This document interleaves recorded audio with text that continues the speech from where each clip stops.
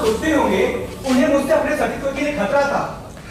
नौजवान स्वामी, ये सचमुच एक दिलचस्प सफर है। 100 बार से ज्यादा मैंने लोगों से रास्ता पूछा मगर एक बार भी सही जवाब सचमुच एक स्वप्न नगर है। ये मेरी जन्मभूमि है, फिर भी मुझे किसी अजनबी की तरह रास्ता पूछना पड़ रहा है। जाओ दरवाजा खटखटाओ। क्या आपको उम्मीद है कि कोई दरवाजा खुलेगा? इन मकानों का हुलिया देखिए, किसी में कोई खिड़की नहीं। फिर भी मैं कोशिश करता हूँ। कोई है? कोई है? क्या चाहिए? क्या चल मुझे शैतान है। अच्छा तो मेरे स्वामी, अब इतना काफी है या कहीं और तो नहीं, बस रहने दो। हाँ ठीक है। अरे ये कौन है? क्षमा करेंगे महाशय, मेरे महामहिम। महामहिम, क्या आप मुझे बता सकते हैं राजा एजिस्टियस कहाँ रहते हैं? हम बदकिस्मत हैं, सिर्फ एक लड़का जो हमसे दूर नहीं भागता, आधा पागल है। अजीब बात है, वो लड़का यहाँ पे हमारा पीछा कर रहा है। तुम्हें वहम लगता है? नामुमकिन, अपने जीवन में मैंने ऐसी गाड़ी नहीं देखी। देखो वो फिर आ रहा है। वैसे देखने में तो हमारी तरह कोई मुसाफिर लग रहा है। मुसाफिर? वो हमें रास्ते में मिला था, फिर नाव पर नौकरिया में हर कदम पर वो हमारे साथ था और अब यहाँ आपके ख्याल से क्या ये कोई संयोग है? कार्गोस की मक्खियां यहाँ के लोगों से ज्यादा मिलनसार लगती है। कम से कम एक दर्जन उसकी आंखों पर बैठी हुई है और वो कितना संतोष से मुस्कुरा रहा है। ये घोड़ों के आकार की टिड्डियों की तरह शोर करती मक्खियां कहां से हो सकती है? इन्हें प्रेत कहते हैं। प्रेत? हाँ, प्रेत। 15 वर्ष पहले एक मुर्दे की गर्दनियां खींच लाई थी, तब से लगातार तंदुरुस्त होती रही है और 15 वर्ष में ये मेढकों के बराबर हो जाएंगी। मैं किससे बात करने का गौरव प्राप्त कर रहा हूँ? क्या 15 दिन पहले मैंने आपको नाव पर नहीं देखा था? और मैंने भी तुम्हें देखा था। स्वामी, मुझे लगता है मैं यहाँ से चलना चाहिए। करने की कोई आवश्यकता नहीं है। हाँ, आज के दिन को यहाँ के लोग व्रतों का दिन कहते हैं। ये ठीक है, उत्सव शुरू होने की घोषणा। आप यहाँ के रिवाजों से काफी परिचित लगते हैं महाशय। हाँ, मैं यहाँ अक्सर आता हूँ। संयोग से राजा एकवरन के वापस वाले दिन भी मैं यहीं पर था। उस वक्त यहाँ पर एक भी मक्खी नहीं थी।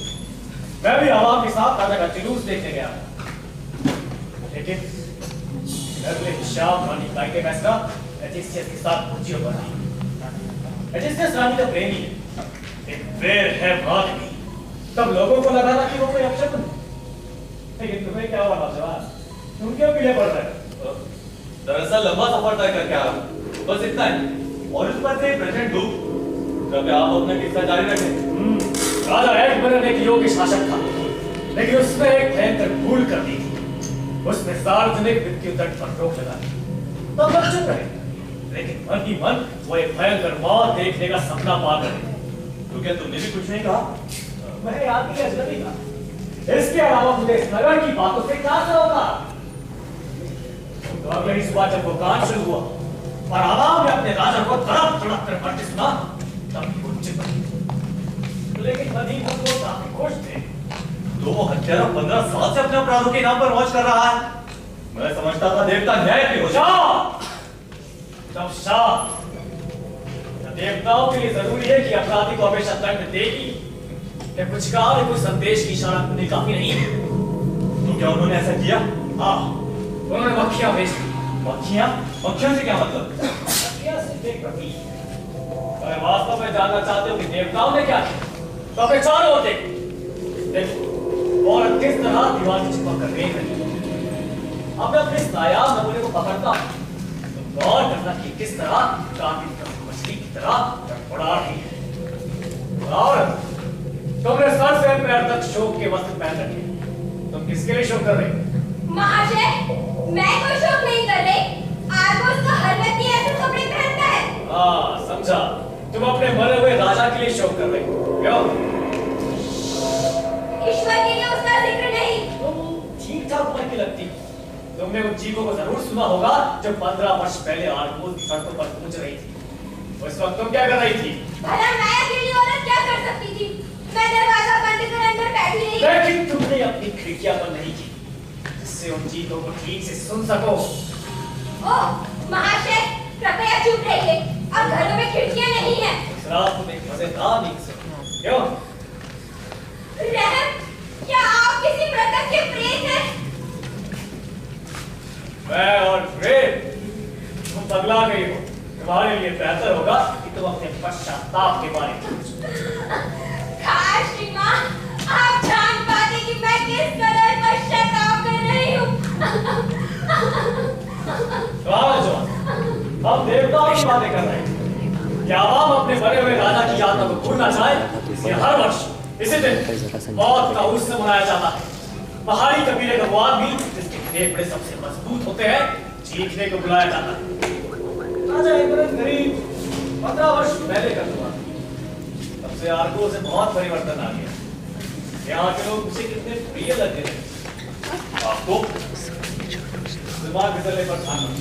मेरा मतलब था कि देवताओं क्या आप पर अचरज होता है महाशय? ये फूट तले दीवारें, ये मंत्रों के भिनभिनाते झुंड, ये दम घोट धूप, विनाश की दुर्गंध, ये वीरान रास्ते, ये रक्त से लथपथ इस देवता का बुत, और अंधेरे कमरों में चीखते ये अधमरे लोग। क्या ये मुमकिन है कि इस जेल पर उसके देवताओं को प्रसन्नता हो? देवता पर कोई निर्णय मत लो नौजवान। देवताओं के अपने बहस या अपने अफसोस हो गए।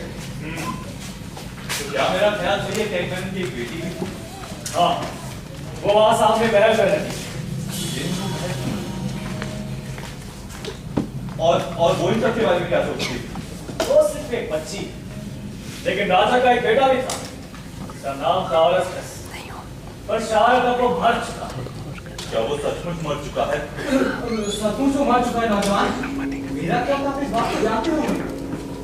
एक को मारने के बाद एजिस्टेस ने उसे भी मरवा दिया था। लेकिन कुछ लोगों का कहना है कि वो अभी जिंदा है। हाँ, किस्सा यो है कि जिन सिपाहियों को उसे मारने का हुक्म हुआ था, उन्हें उस पर दया आ गई। वो उसे जंगल में छोड़ा, जहाँ से कुछ धनी एथेंसवासी उसे अपने साथ ले। और जहाँ तक मेरा सवाल है, मैं चाहूंगा कि वो मर ही चुका हो। तो क्यों? मान लो कभी वो इस नगर में आया और तुम चुप क्यों हो गए? आगे कहो। मैं उससे कहता मेरे बेटे,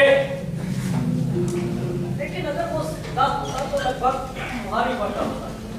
तुम कौन हो नौजवान? मेरा नाम फिलिपस है, कॉलेज का रहने वाला हूँ। ज्ञानार्जन के लिए देशाटन पर निकला। गुलाम मेरा शिक्षक है। तो मैं उससे कहता मेरे बेटे, यहाँ से भाग जा। यहाँ तुम्हारा क्या था? क्या तुम अपना हक वापस लेने आए? अब ईसाई और बहादुर कोई सेना में कप्तान बन सकते हो। बढ़ते हुए और मक्खियों से घिरे राज्य में शासन करने की अपेक्षा हमारे पास कई बेहतर काम हो सकते हैं, क्योंकि यहाँ के लोग महापापी हैं और तुम देख रहे हो कि वो किस तरह भाषित कर रहे हैं। तुम इनके भाषण में भागीदार नहीं हो सकते, क्योंकि तुम उनके बाप में भागीदार नहीं थे। ये अपना राज करो, क्योंकि इस नगर की शान के पतले धागे से लटकी हुई। छेड़छाड़ करने का मतलब होगा यहाँ के लोगों के लिए भयंकर मुसीबतें, जो देर सवेर तुम्हें भी अपनी गिरफ्त में फंस लेंगी। तो तुम उस नौजवान से ये कहते, और अगर वो नौजवान न होता तो तुम्हें जवाब देता। मैं नहीं जानता मैं क्या कहता। यहाँ के लोग मेरी चिंता का विषय नहीं।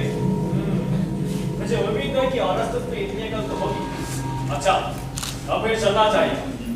हाँ, अगर मक्खियों को परेशान करे तो एक तरकीब गौर करो कि मैं किस तरह अपने हाथों को उठाकर अपने हथेलियों को लहराता और कहता हूँ, ब्रॉक्स ब्रॉक्स अल्लाह स्टेज, ब्रॉक्स ब्रॉक्स अल्लाह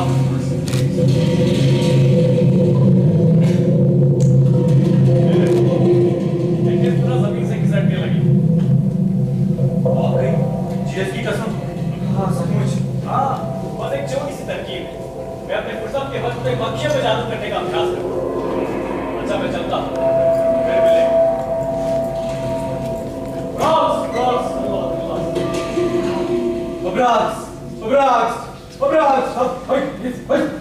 खबरदार, वो आदमी जानता है कि आप कौन हैं। तुम उसे आदमी कहते हो? क्या वो सचमुच आदमी था? आदमी के अलावा और क्या हो सकता है? आप मेरा दिल दुखाते हैं नौजवान स्वामी। लगता है मेरे सिखाए सारे सूत्र बेकार गए। वो लड़का निश्चित रूप से आदमी था, शायद इसमें तो कोई जासूस। वो ये तुम्हारा दर्शन शास्त्र, इससे मेरा पहले भी काफी नुकसान हो चुका। नुकसान? आपके ख्याल से अगर लोगों के दिमाग को मुक्त कर दिया जाए तो इससे उसका नुकसान होता है? कोई वक्त था जब मैं आपके दिमाग को खुली किताब की तरह पढ़ लेता था, लेकिन कम से कम मुझे अपनी योजनाओं के बारे में बताइए। यहाँ आने के पीछे आपका क्या मकसद है? क्या मैंने कभी कहा मेरा कोई मकसद है? वो मेरा महल, मेरी जन्मभूमि। मैं 7 साल का था जब आदत आई कि सिपाही मुझे वहां से उठाकर ले गए। शायद उस दरवाजे से एक ने मेरा हाथ पकड़ रखा था। मैं चीख रहा था, चिल्ला रहा था, समझे? आपको मेरी कोई सीख याद नहीं सुना? सब कुछ याद है, सब कुछ याद है। लेकिन अलाव की आंच ताकता हुआ एक मरियल कुत्ता भी अपने मालिक के आने पर उसके सामने अपनी स्वामी भक्ति प्रकट करता है। उसकी याददाश्त तुमसे काफी अच्छी होती है। अब मैं अपने कुत्ते को क्या कहूँ? आपकी शालीनता को क्या हुआ नौजवान स्वामी? क्या मैंने शुरू से ही दुनिया भर की किताबों से आपको ये नहीं पढ़ाया कि भिन्न भिन्न लोगों के विचारों में असीम भिन्नता होती है? इसलिए यौवन और संपन्नता के साथ साथ आपके पास पूर्वाग्रहों और अंधविश्वासों से मुक्त एक दिमाग भी है। आप पर धर्म, परिवार और कर्तव्यों की कोई प्रतिबद्धता नहीं। आप किसी भी काम को अपने हाथ में लेने के लिए स्वतंत्र हैं। इस पर भी आपको अपने भाग्य से शिकायत है। कोई शिकायत नहीं। तुमने मुझे हवा से टूटे उस मकरजाल की तरह आजाद कर दिया जो जमीन से 10 फुट ऊपर तैरता। लेकिन कुछ लोग एक तयशुदा नियति लेकर चलते हैं। उनके लिए कोई तयशुदा रास्ते होते हैं जिन पर उन्हें चलना होता है। वो मेरा महल, मैं उस महल में रहा हो सकता था। उस हालत में मैंने तुम्हारी कोई किताब नहीं पढ़ी होती। शायद ही यूनान का कोई राजकुमार पढ़ना लिखना चाहता हो। लेकिन उस द्वार से हजार बार आया गया होता। रात के वक्त लड़कियों के पीछे जाता, जवान होने पर उसके गुलाम मेरे लिए दरवाजा खोलते और मैं घोड़े पर सवार महल में प्रवेश करता। लेकिन तुम्हें जानकर ये खुशी होगी, ये महल, ये नगर, ये द्वार, ये मेरे लिए नहीं। यहाँ ऐसा कुछ नहीं जो मुझे बांध सके। ये समझदारी की बात थी। आर्गोस में रहकर आपको क्या मिलता? अब तक आपकी हिम्मत भी पस्त हो चुकी होती और आप भी इन लोगों की तरह प्रायश्चित कर रहे होते। लेकिन उस हालत में वो प्रायश्चित मेरा होता। दिमाग की भिंदनाहट ये मेरी होती। ये भट्टी जैसी गर्मी जिसमें हमारे रोए रोए चल रहे हैं मेरी होती। अच्छा तो मेरे विद्वान गुरु, अब हमें चलना चाहिए। दूसरों की गर्मी में ऐश करने का हमें कोई अधिकार नहीं। आपने मुझे कितना निश्चित कर दिया नंदलाल स्वामी। लगता है जब से मैंने आपको आपकी जमकर रहस्य बताया है, तब से मैंने हर दिन आपको बदलते देखा है। इससे मेरी आंखों की नींद गायब हो गई। मैं डर गया था। मैं सोचता था कि कहीं आप एजिस्टियस को मारकर उसकी जगह लेने की कोई खतरनाक योजना तो नहीं बना रहे। क्या? एजिस्टियस को?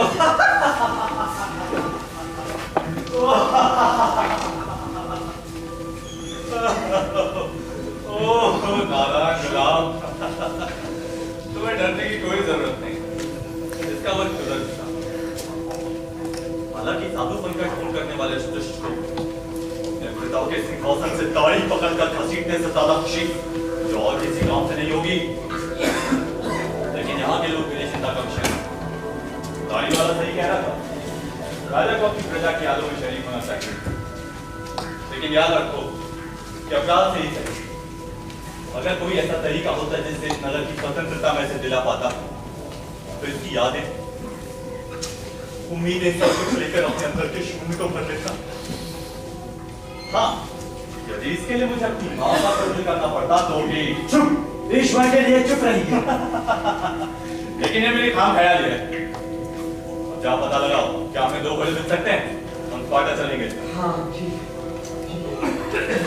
अबराज, अबराज, अबराज,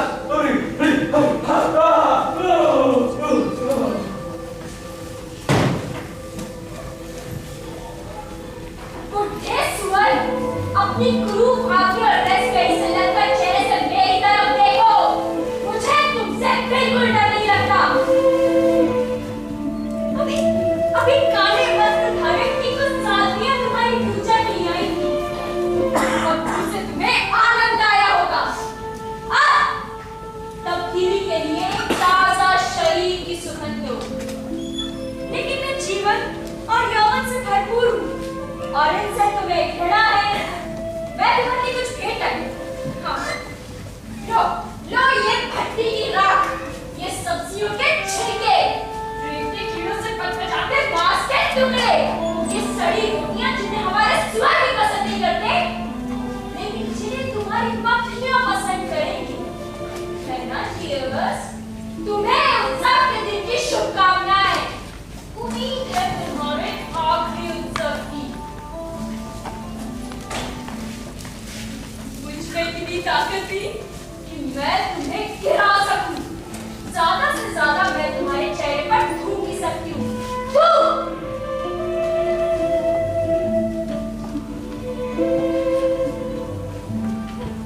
लेकिन किसी दिन कोई पुरुष जिसका मुझे इंतजार है हाथ में तलवार लिए आएगा। पहले तो वो तुम पर खिलखिलाकर हंसेगा।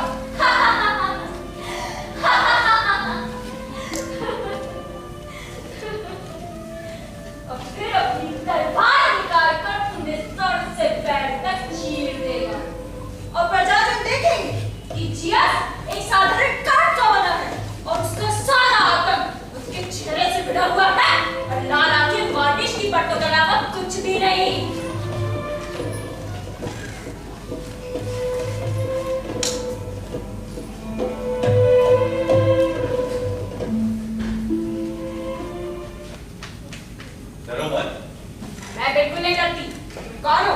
परदेसी। ओह, परदेसी। तब तो तुम्हारा स्वागत है। यहाँ के लिए जो भी बाहरी है वो मुझे प्रिय है। तुम्हारा नाम? फिलिबस, मैं कॉरिंथ का रहने वाला हूँ। ओह, कॉरिंथ से। मेरा नाम इलेक्ट्रा है। नौजवान स्वामी, मैं अकेला छोड़ दूँ।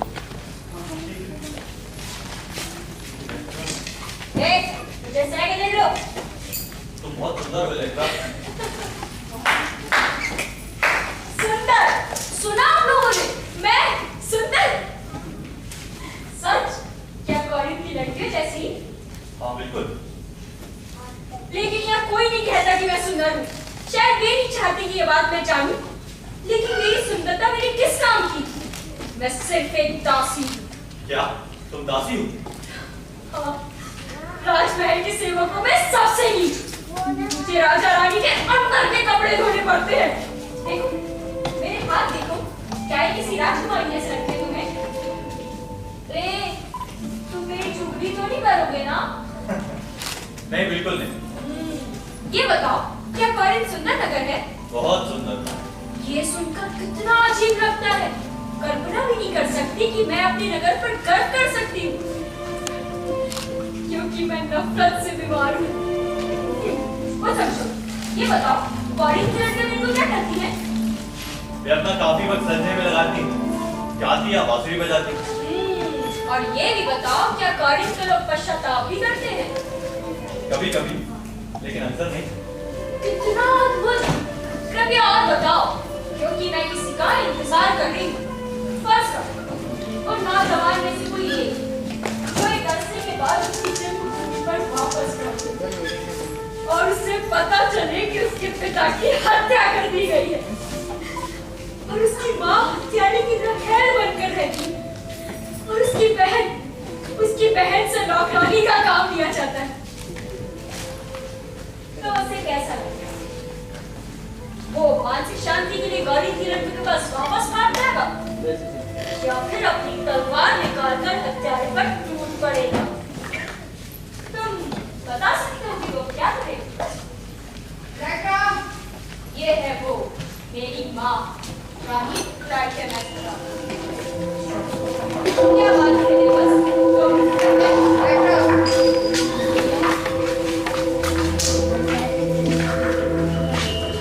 ये है वो चेहरा जिसके बारे में मैं रात रात भर सोचा करता था। क्रूरता और श्रृंगार की परतों से भरा हुआ, लेकिन ऐसी मुर्दा आंखों की कल्पना मैंने नहीं की थी। राजा कहाँ पूछ रहा हो? मौत के उत्सव पर तुम्हें काले कपड़े और नीले जवाहरात पहनने हैं। क्या तुम सचमुच मानते हो रसोई बनाने वाली से तुम्हारे उत्सव की कोई शान बढ़ेगी? नाटक मत करो। तुम एक राजकुमारी हो और प्रजाजन तुम्हें उसी रूप में देखना पसंद करते हैं। राजकुमारी? राजकुमारी? हाँ, एक दिन की राजकुमारी जब साल में दिन आता है तब तुम्हें याद आता है कि मैं कौन हूँ। एक अजीब राजकुमारी जो सुअर इकट्ठी करती है और कपड़े धोती है। अच्छा बताओ, क्या जिससे इस बार भी मेरे काम में उठाने की क्या फुसफुसाएगा? जैसा व्यवहार तुम करोगी ये तुम पर निर्भर करता है। हाँ, हाँ, हाँ, हाँ। अगर मैं भी तुम्हारे प्रायश्चित में शरीक हो जाऊं तो, और उस अपराध के लिए पश्चाताप करने लगूं जो मैंने नहीं किया, तुम्हारे शाही पति का हाथ चूमो और उसे पिटा दो। सबकी कल्पना मारने से मुझे बुखार चढ़ने लगता है। तुम्हारे नाखूनों के अंदर का खून किस तरह सूख चुका है माँ? जो तुम्हारी मर्जी हो वही करो। राजा का हुक्म यही है। मैं राजा का हुक्म क्यों मानूं? एजिस्टियस तुम्हारा पति है, मेरा नहीं। मुझे बस इतना ही कहना था, लेकिन मैं साफ साफ देख रही हूँ कि तुम अपने को तबाह करने का सोच चुकी हो। लेकिन मैं तुम्हें सलाह देने वाली कौन होती हूँ? इसलिए एक सुबह खुद ही अपना सारा जीवन तबाह कर दिया। तुम मुझसे नफरत करती हो मेरी बच्ची, लेकिन मुझे सबसे ज्यादा तकलीफ इस बात से है कि तुम बिल्कुल मेरे जैसी हो, बिल्कुल वैसी जैसी मैं कभी हुआ करती थी। वैसी ही चमकती हुई आंखें और खून में ऐसा ही उबाल। लेकिन यकीन मानो, इससे मेरा कुछ भला नहीं हुआ। मत कहो कि मैं तुम जैसी हूँ। तुम बताओ फिलिबस, क्या सचमुच इस जैसी हूँ? मैं क्या बता सकता हूँ?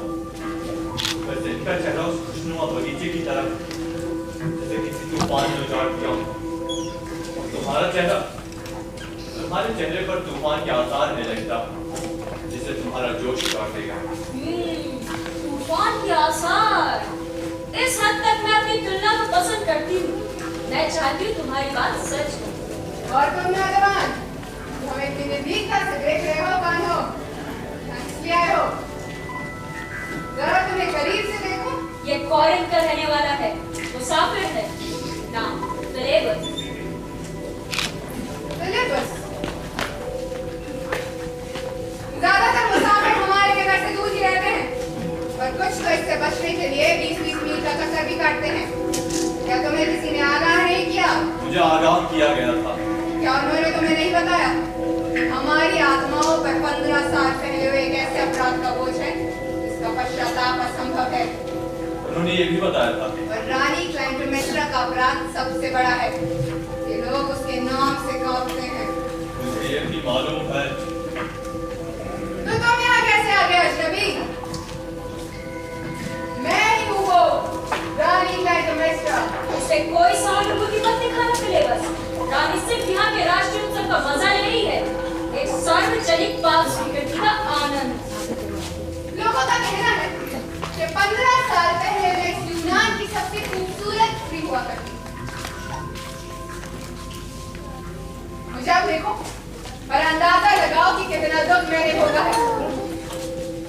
लेकिन मेरा एक बेटा भी था जो अब लगभग तुम्हारी उम्र का होगा।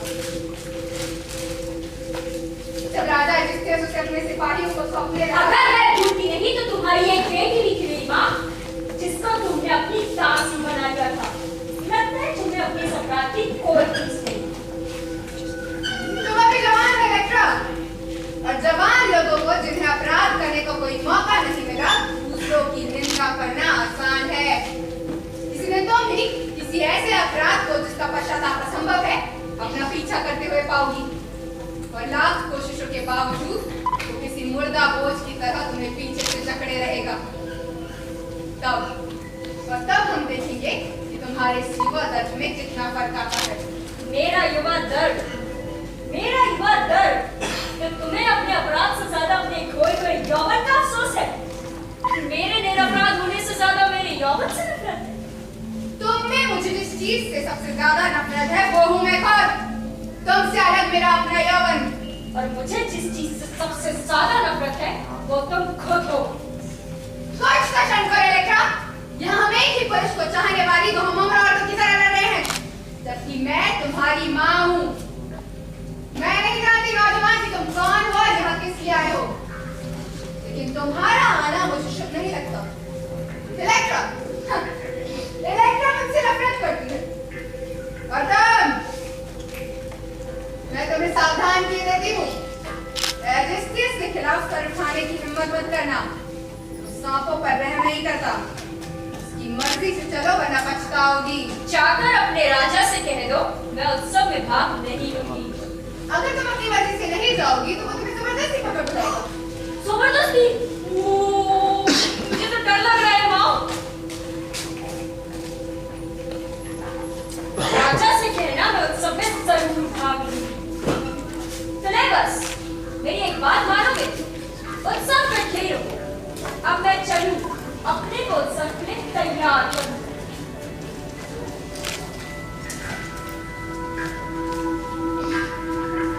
यहाँ से चले जाओ। डर है कि तुम्हारे कारण हमारा सर्वनाश हो जाएगा।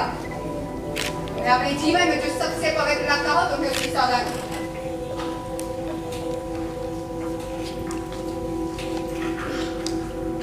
तुम्हें अपनी माँ की सौगंध।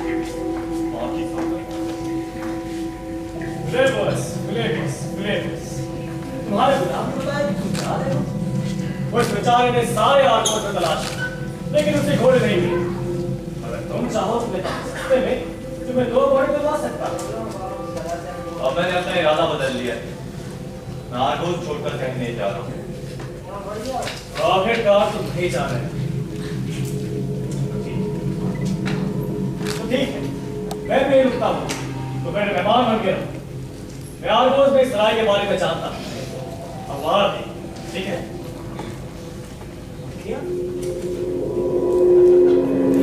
फिर आ गई। ये ऐसे नहीं जाने वाली। जरा इनसे तुम्हारा पीछा छुड़वा दो।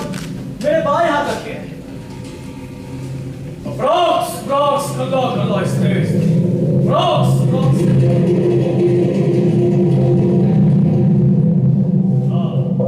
अब ठीक। आना शुरू। लेकिन हाँ, इससे पीछे छुड़वाने की कोशिश मत करना।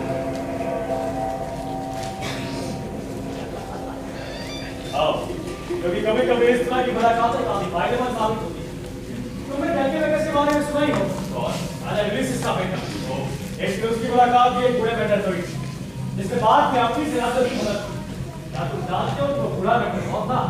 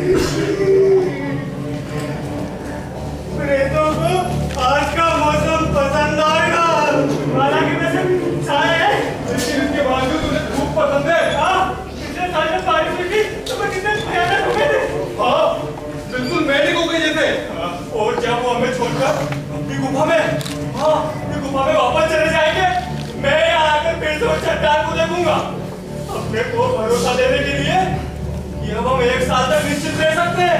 मैं भी आसानी से निश्चित नहीं होने वाला। मैं कल ही सोचना शुरू कर दूंगा कि अगले साल में कितने भयानक हो सकते हैं। साल दर साल में और भयानक होते जा रहे हैं। जरा कल्पना करो, अगर उनमें से कुछ प्रेत चट्टान के स्वाद से निकलकर हमारे आस-पास मंडरा रहे हो तो सुना है कुछ प्रेत अपने निश्चित समय से पहले निकल आते हैं। काश उसका जल शुरू होता। राजमहल के लोग ना जाने क्या चाहते हैं। चिलचिलाती धूप में लगातार उस काली चट्टान को देखना इस तरह का इंतजार बस कर देता है। अब बहुत हुआ मुन्नी, यहाँ सब जानते हैं कि तुम्हारी हालत क्या हो रही है। इसका पति पिछली गर्मियों में मरा और इसने उस बेचारे को 10 साल तक बेवफाई दी। तो तुझे से क्या फर्क पड़ता है? चल भाई, मैं ऐसे इंकार नहीं करती कि मैंने उसे खूब उल्लू बनाया, लेकिन मैं उसे चाहती भी बहुत थी। लेकिन अब उसे सब कुछ पता चल चुका है और उसके लिए मेरा सारा प्रेम नफरत में बदल चुका है। ये सोचकर कि आज रात उसका प्रेत मेरे साथ सोएगा, मुझे कितना डर लग रहा है। ये ठीक कहती है, लेकिन इससे क्या कर रहा है? हमसे इस तरह इससे कराना गलत है। तो तुम्हारे ख्याल से जिससे सबसे कम डरा हुआ है, तुम उसकी जगह होते तुम लोगों को कैसा लगता? उस हालत में जब एक मिनट का प्रेत 24 घंटे तुम लोगों के कानों में फुसफुसा रहा हो। ओह, ये भयानक इंतजार। जानते हो मुझे कैसा लग रहा है? जैसे अभी चट्टान हटेगी और बहुत सारे प्रेत निकलकर मेरी सुंदरता की ओर खींचे चले आएंगे। इस तरफ नौजवान, यहाँ से तुम्हें बेहतर दृश्य दिखेगा। तो ये है आलोक के नागरिक, राजा एक महल के सच्चे और वफादार प्रजाजन। कितने गंदे लोग। नौजवान स्वामी, उनके पीले गालों और धसी हुई आंखों पर गौर कीजिए। अंधविश्वास का इससे बेहतर नमूना और कहाँ मिलेगा? और अगर आपको मेरी शिक्षाओं के सही होने का दूसरा सबूत चाहिए तो मुझे और मेरे गुलाबी गालों को देखिए।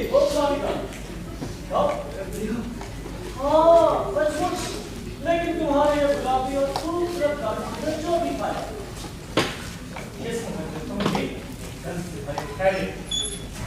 कम इस मामले में ये लोग तुमसे ज्यादा समझदार हैं। जिन्हें पता है कि शरीर से स्पर्श हुआ। क्या वे हमें पागल करना चाहते हैं? हमें एक साथ मिलकर रजिस्टर को बुलाना चाहिए। अब हम और इंतजार नहीं कर सकते।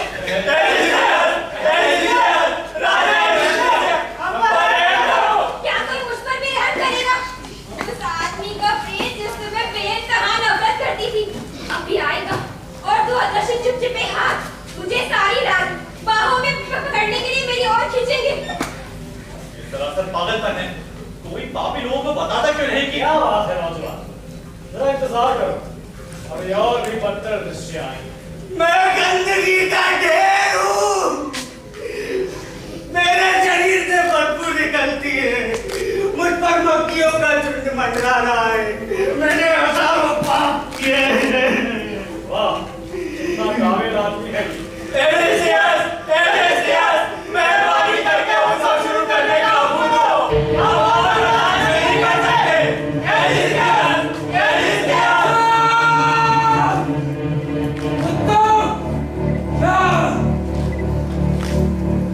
अपनी हालत की शिकायत करने की हिम्मत तुम्हारी कैसे हुई? क्या तुम अपनी शर्म को भूल गए? और अगर ऐसा है तो जीनियस की कसम तुम्हारी याददाश्त को फिर ताजा कर दूंगा।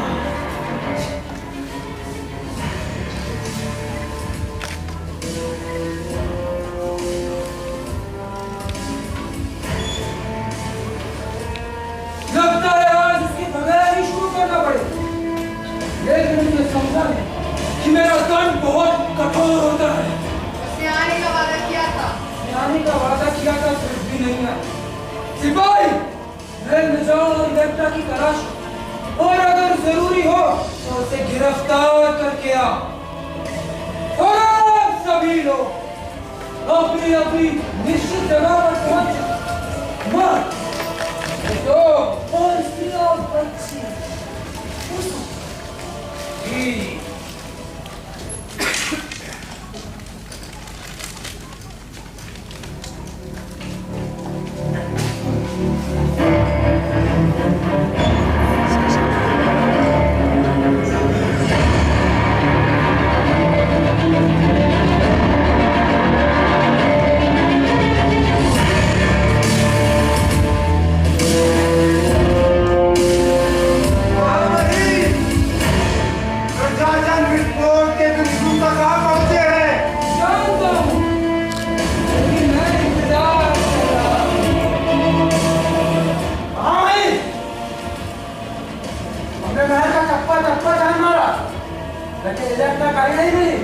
तो उसे रहने दो, उससे हम कल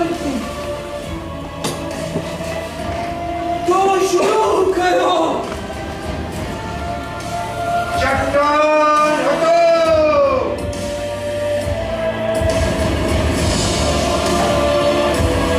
चट्टान हटो।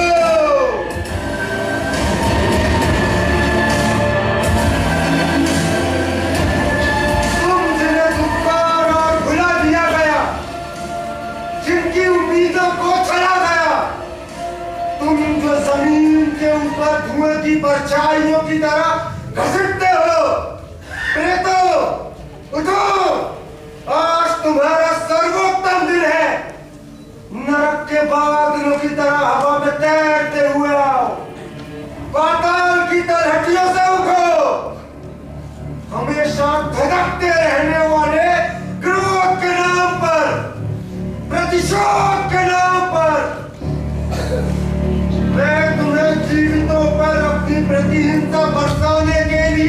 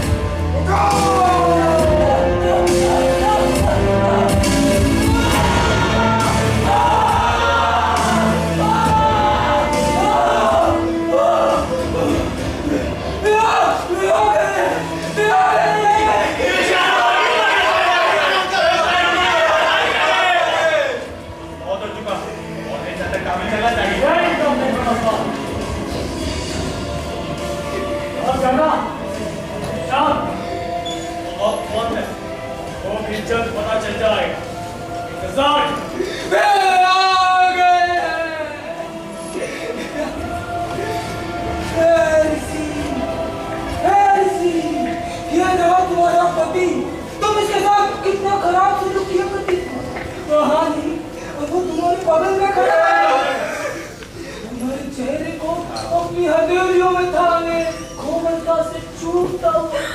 कभी वो तुम्हें कितना प्यार किया करता है और अब कितनी नफरत।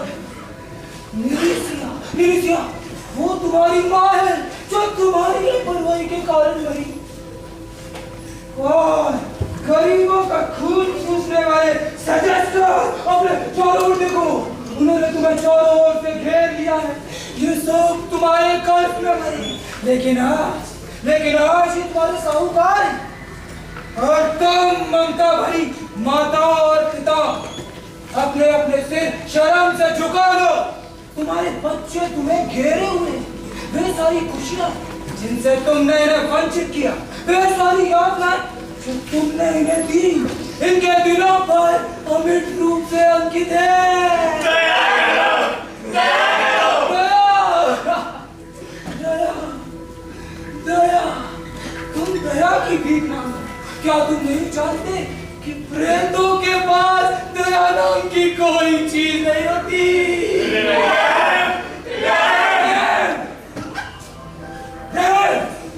अब तुम रहने के लिए कितना अब अपनी भूमिका अदा करो।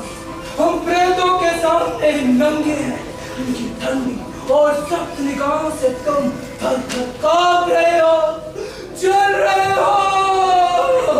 हमें क्षमा करें, हम जीवित हैं, जबकि आप मर चुके हैं। हम पर दया करें, हमें सब तरफ चेहरे दिखाई देते हैं। हम हमेशा शोक के कपड़े पहनती हैं।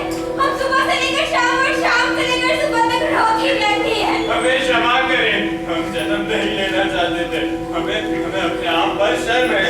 हम आपसे कितना डरे हुए हैं। हम पर दया करें, हम पर दया करें।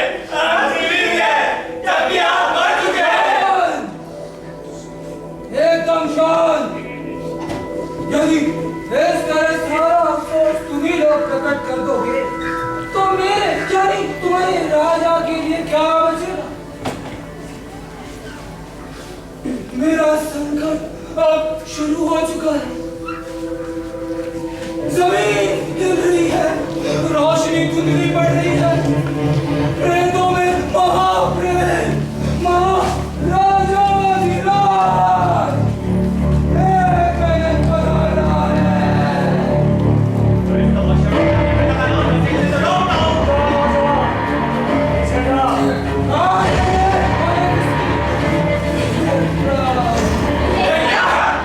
ये सब क्या है? ये मेरे सबसे सुंदर कपड़े, आज नगर का महत्वपूर्ण उत्सव है। मैंने सोचा आज से मुझे अधिक से अधिक सुंदर दिखना चाहिए। तो तुम मृतकों का अपमान करना चाहिए। क्या तुम नहीं जानती कि आज उनका दिन है? तुम्हें शोक मनाना चाहिए। क्यों? मुझे अपने मृतकों का कोई डर नहीं और तुम्हारे मृतकों से मुझे कोई मतलब नहीं। तो ये बात है, हमारे मृतक इसके मृतक नहीं। याद रखो कि ये खानदान से है, उसके खानदान और इस खानदान की आखिरी कड़ी होने के अलावा तुम क्या हो? क्या हो तुम? हाँ, ये वैश्या जैसे कपड़े तुम पर जचते हैं, लेकिन थोड़ा सब्र करो लड़की, तुम्हें जल्द पता चल जाएगा कि मैं तुम्हें इसके लिए कैसी सजा दे सकता हूँ। लड़की, इन बहादुर लोगों की बातों को सुन। अगर मैं आया होता तो ये तेरी मोटी मोटी काट डालते। क्या प्रसन्न होना अपवित्र होना है? तो तुम्हारे ये भले लोग क्यों प्रसन्न नहीं होते? इन्हें किसने रोका है? ये हंस रही है, ये तुम्हारी बेटी हंस रही है। और जब इसका बाप अपना रथ चला चेहरा ये यहाँ खड़ा है। तुम्हें एक मिनट के बारे में बोलने की हिम्मत कैसे हो रही है? तुम कैसे कह सकते कि वो हर रात मेरे पास आकर मुझे अपने रहस्य नहीं बताते? काश तुम जान पाते कि वो अपनी भर्राई आपस में मेरे कानों में क्या फुसफुसाते हैं। हाँ, मैं हंस रही हूँ। तुम कैसे कह सकते इससे मेरे पिता को खुशी नहीं होती? नहीं नहीं, ये बकवास कर रही है, पागल हो गई है। इलेक्ट्रा, यहाँ से चली जाओ, वरना तुम्हारे पापों का फल हमें भुगतना पड़ेगा। लेकिन तुम लोग किस चीज से इतना डरते हो? मैं तुम्हारे चारों ओर देख रही हूँ। मुझे तो तुम्हारी परछाइयों के अलावा कहीं कोई पेट नजर नहीं आता। अब एक बात सुनो, जो जो मैंने अभी अभी सुनी है, जिसे तुम फिर कभी नहीं सुनोगे। यूनान की कुछ नगर ऐसे भी हैं जहाँ के लोग हंसी खुशी रहते हैं। अभी इसी क्षण कॉरिन्थ की सड़कों पर बच्चे खेल रहे हैं और उनकी माताएं उन्हें संसार में ले आने के लिए क्षमा नहीं मांग रही। उन्हें अपने माता पर गर्व है। आर्गस की मानो क्या तुम इतना ही सोचती? एक माँ का गर्व जो अपने की ओर देखती हुई सोचती है, वो मैं हूँ जिसने उसे जन्म दिया, पाल पोस कर बड़ा किया। लड़की, बस अब एकदम चुप, वरना मैं तेरे शब्दों को तेरे मुंह में वापस ठूस दूं। नहीं, इसे बोलने दो, इसके मुंह से खाना बोल रहा है। सूर्य चमक रहा है, नीचे तराई के लोग कह रहे हैं कि एक सुंदर दिन है। तुम लोग क्यों अपना दयनीय बनाने को तुले हुए हो? तुम डरे हुए हो कि तुम्हारे खुले माथे से तुम्हारे प्रेतों का धक्का लग जाएगा। मुझे देखो, मैं किस कदर अपनी बाहों को आजादी से फैलाती हूँ। मेरे आसपास की जगह मेरी ये खाली है। अब मैं नाचना शुरू करती हूँ और ये सांसें जो मैं अपने गालों पर महसूस कर रही हूँ, प्रेतों की नहीं, हवा की है। प्रेत कहाँ है? क्या तुम सचमुच मानते हो मेरे साथ ताल मिलाकर नाच रहे हैं? भारत के नागरिकों, ये लड़की उस सबको कलंकित कर रही है जिसे हम सब पवित्रता मानते हैं। इस पर और उन सब पर भयंकर मुसीबतें आएंगी जो इस लड़की की बातों पर कान देंगे। मेरे प्यारे प्रेतों,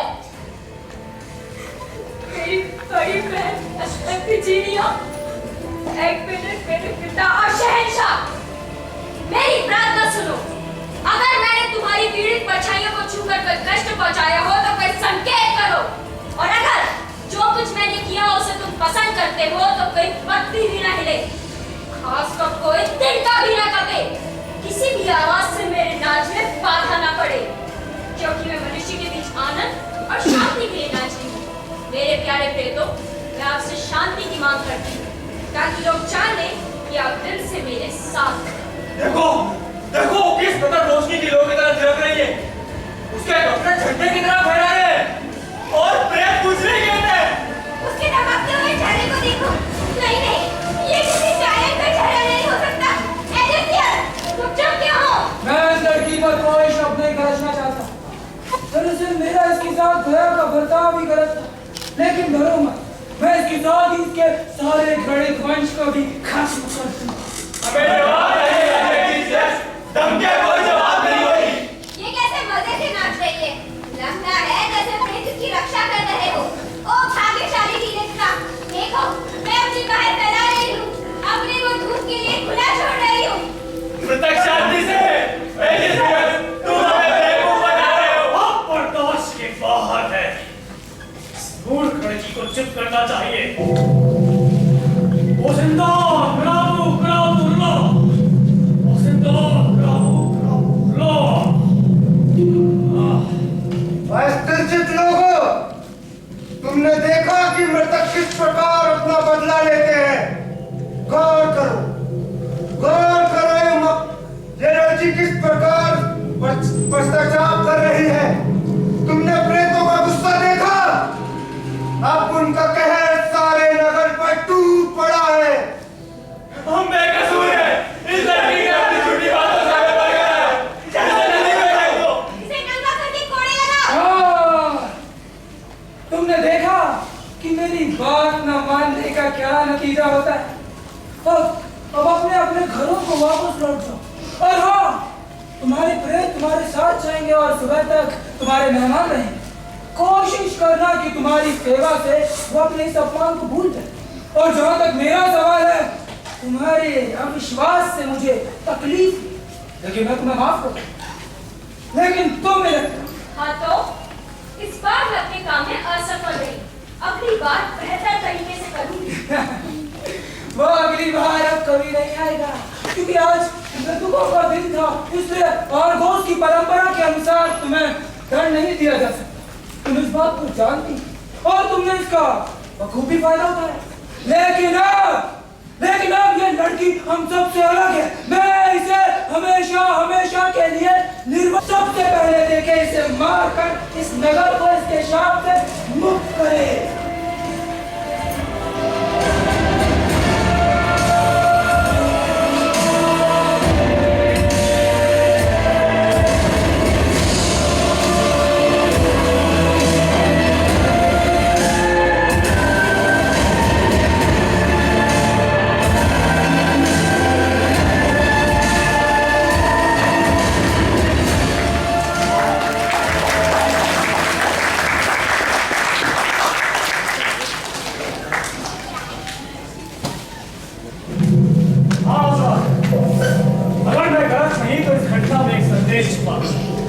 अच्छाई को पुरस्कार और बुराई को तर्क। और जहां तक इस मूर्ख लड़की का सवाल है, लड़की मेरी बहन है। ओ, बहन, बहुत अच्छी। लेखा, नौजवान स्वामी उम्र को अरे बच्चे बोलो पोसिंदा करा होगा, क्या बोलोगे? पोसिंदा करा होगा। तुम यही हो फिलिपस? हाँ, लेकिन तुम्हारा जीवन खतरे में है लेखा। अब तुम्हें एक बार भी नहीं कहना चाहिए। खतरे में? हाँ, सच तो है। तुमने देखा ना मैं किस तरह असफल रही, लेकिन इसमें कुछ गलती तुम्हारी भी है। पर मैं तुमसे नाराज नहीं। मेरी गलती? कैसे? तुमने मुझे धोखा दिया। मुझे अपनी आंखों में झांकते हो। हाँ, इन्हीं आंखों के कारण मैं मूर्ख बन गई। ओ लेखा, हमारे पास बर्बाद करने के लिए समय नहीं। मैंने 2 घोड़े मंगवाए हैं। हम यहाँ से साथ भाग चलेंगे। तुम मेरे पीछे सवार हो जाना। मैं भागने से इनकार करती हूँ। लेकिन मैं तुम्हें कोरिन्थ ले जाऊंगा। कोरिन्थ? बिल्कुल। मैं मानती हूँ तुम्हारा इरादा नेक है, लेकिन तुम मुझे फिर बना रहे हो।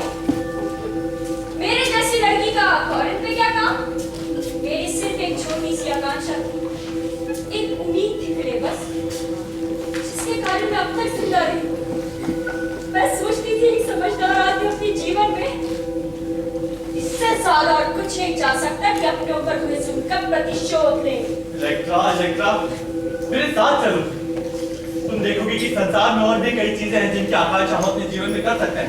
बस, अब और नहीं सुनना चाहती। तुम पहले मेरा काफी नुकसान कराते हो। तुम्हारी लड़कियों जैसे कोमल चेहरे और मधुर भरी आंखों ने मुझे भी नफरत भुला दी।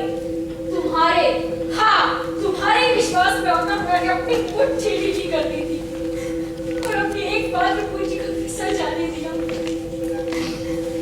तुमने मुझे विश्वास दिलाया था कि मानसिक रूप से बीमार लोगों को शब्दों से इलाज किया जा सकता है, लेकिन तुमने देखा ना कि यथार्थ में क्या हुआ। प्रजाजन अपने सत्वों को इतना पसंद करने लगे हैं कि अपने नाखूनों से अपने सूखते सत्वों की पकड़ का खुराक डालते हैं ताकि वे वो अपनी बीमारी का पोषण कर रहे हैं। ऐसे लोगों का शब्दों से कोई इलाज नहीं। अब जहां के लोगों से हिंसा ही बचा सकती है। इसलिए अलविदा फिलिपस, मुझे मेरे दुश्मनों के साथ अकेला छोड़ दो। लेकिन वे तुम्हें मार डालेंगे लेखा। तुम मेरी मदद नहीं कर सकते। यहाँ एक मंदिर है, अपोलो का मंदिर। अपराधी अक्सर वहां जा चुके हैं। जब तक वे वहां रहते हैं उन्हें कोई छू भी नहीं सकता। मैं वहीं जाऊँ। लेकिन तुम्हें मेरी मदद से इनकार क्यों है? तुम मेरी मदद नहीं कर सकते। मेरी मदद के लिए कोई और आएगा। मेरा भाई अभी जिंदा है, मुझे उसका इंतजार है। बस करो ना आए तो। असंभव। केवल दूलों को राजा एग्वेना और रानी क्लाइटेमेस्ट्रा का बेटा है, मेरा भाई। मान लो वो छल कपट और खून खराबा ना पसंद करता हो तो मैं उसके चेहरे पर थूक दूंगी और कहूंगी कायर कुत्ते। तो लेखा मैं ही ऑरेस्ट कर। तुम नहीं, तुम झूठ बोल रहे हो। मेरा यकीन मानो लेखा, अपने पिता राजा एग्वेना की सौगंध। अब तुम क्यों नहीं मेरे मुंह पर थूक देती? तुम किस कदर मासूम दिखते हो। क्या तुमने कभी किसी युद्ध में हिस्सा लिया? कभी नहीं। आश्चर्य। इसमें आश्चर्य किस बात का है लेखा? मेरी तरफ देखो, मैं तुम्हारा भाई हूँ लेखा। मैं और मेरी जगह तुम्हारे बगल में मत कहो कि तुम मेरे भाई हो। ऑरेस्टस मर चुका है और इसी में उसकी भलाई है। इसलिए मेरे शुभात्मा भाई, तुम जाओ। शुभात्मा से मुझे कोई काम नहीं। मुझे अपने अपराध में सहभागी होने वाले साथी की जरूरत है। तो मैं तुम्हें अकेला छोड़ दूं, वो भी उस हालत में जब जिंदगी की आखिरी उम्मीद ने भी तुम्हारा साथ छोड़ दिया। लेकिन क्या मैं पूछ सकता हूँ तुम यहाँ रुककर करना क्या चाहती हो? ये मेरा व्यक्तिगत मामला है। अलविदा फिलेबस। अलविदा। तो तुम मुझे अपने पास से भगा दी। क्या ये मेरी गलती है कि मैं तुम्हारी उम्मीदों के अनुसार एक भयंकर और उत्तरदायी आदमी नहीं हूँ? और अगर होता है इलेक्ट्रा, तो तुम मेरा हाथ थामने से और कहती प्रहार करो ऑरेस्टस। लेकिन हे ईश्वर, ये कैसा न्याय है? तो बिना परिचित हुए अपनी बहन के हाथों तिरस्कृत क्यों हो रहा? मुझे कोई रास्ता नहीं सूझता, कोई संकेत करो, कोई संकेत करो। हाँ फिलिप्स, नहीं ऑरेस्टस, यहाँ मैं तुम्हारी मदद कर सकता हूँ। ओसिंदा क्राबू क्राबू रुना।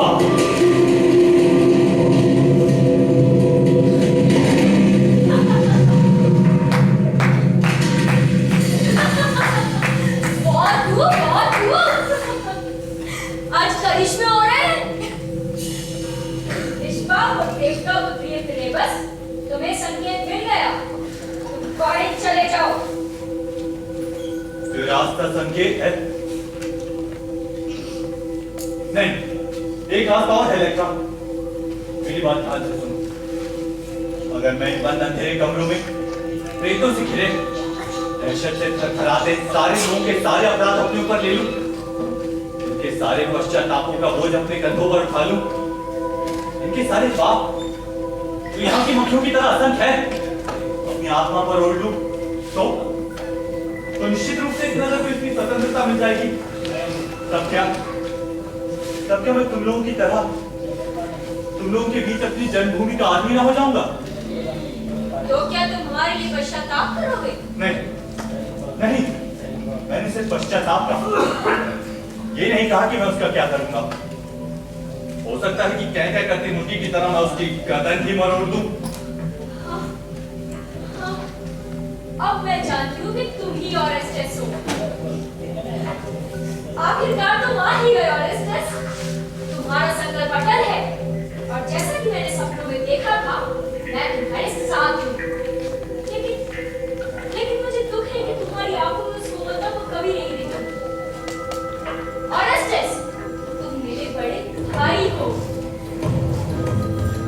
हमारे घराने के मुखिया हो, यहाँ के राजा हो।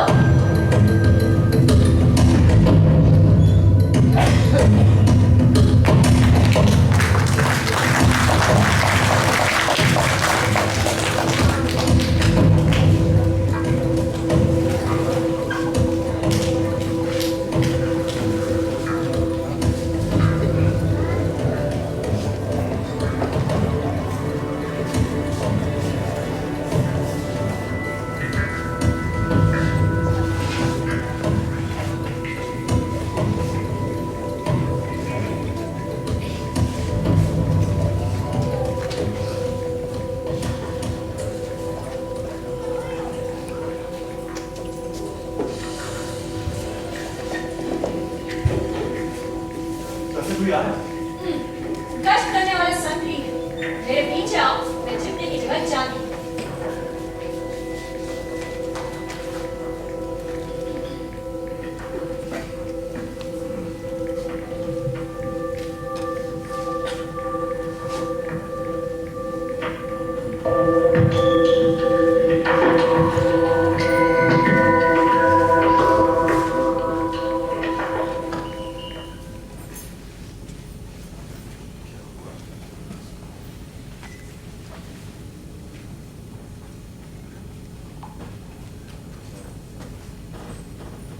अगर इतनी सी बात है तो आप निश्चिंत रहें।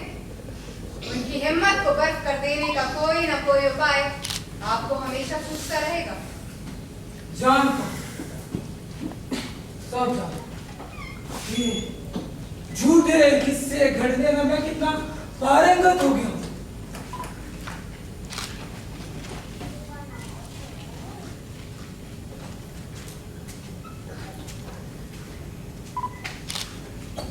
खेद है कि मुझे इलेक्ट्रा को डांटना पड़ा। इसलिए कि वो मेरी बेटी है।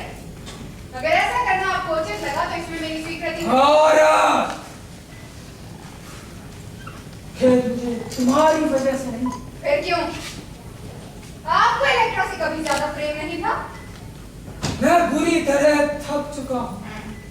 मैं लगातार इस पूरे नगर पर पश्चाताप थोपे हुए हूं और अब मेरे हाथ दुखने लगे। मैं लगातार 15 साल से आतताई की भूमिका अदा कर रहा हूं और अब मेरे लिबास की कालिक मेरी आत्मा तक उतर चुकी है। लेकिन महाशय मैं भी जानता सब जानता। अब तुम अपने पश्चाताप का बखान करो। कम से कम तुम्हारे पास तुम्हारा पश्चाताप तो है। मुझे देखो, मेरे पास तो कोई पश्चाताप ही नहीं है और आरगोस का कोई भी व्यक्ति मुझसे ज्यादा दुखी नहीं है। मेरे प्यारे स्वामी, क्यों? ये शर्म औरत उसकी आंखों के सामने ही। किसकी आंखों के सामने? यहाँ हमें कौन दिख रहा है? राजा है मैंने आज सुबह प्रेत निकले थे। तुम तो थी वहां। महाशय मेरी प्रार्थना है, मृतक जमीन के नीचे दफन है और हमें कोई तकलीफ देने के लिए वो यहाँ नहीं आएंगे। पर आप क्या भूल गए हैं कि लोगों में दहशत फैलाने के लिए किस्सा को राखी रहा है?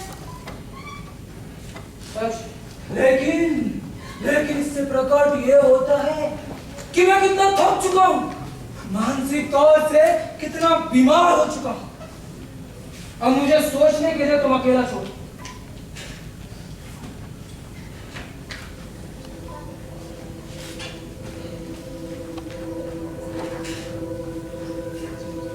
मेरे स्वामी चीयर्स, क्या तुम्हें मुझ में वैसा ही शासक दिखता है जैसा तुम आरगोस के लिए चाहते थे? लोग मेरी सूरत देखते ही पश्चाताप और यातना में डूब जाते हैं और मैं खुद क्या हो गया हूं? एक खोखला घोंगा, जैसे अंदर ही अंदर कोई मेरी आत्मा को कुतर कर खा गया। सिर्फ एक कतरा आंसू रो सकने के लिए मैं अपना सारा राज्य दे सकता हूँ। Cheers, cheers. ठीक है, शिकायत करके अपना मन हल्का कर। मत भूलना कि तुम सिर्फ एक राजा हो। नहीं बचा। वरना मैं सिपाहियों से कहकर तुम्हें नगर के बाहर दिखवा दूंगा। बाहर दिखवा तो तुमने मुझे नहीं पहचाना, हालांकि सपनों में अक्सर तुमने मुझे देखा।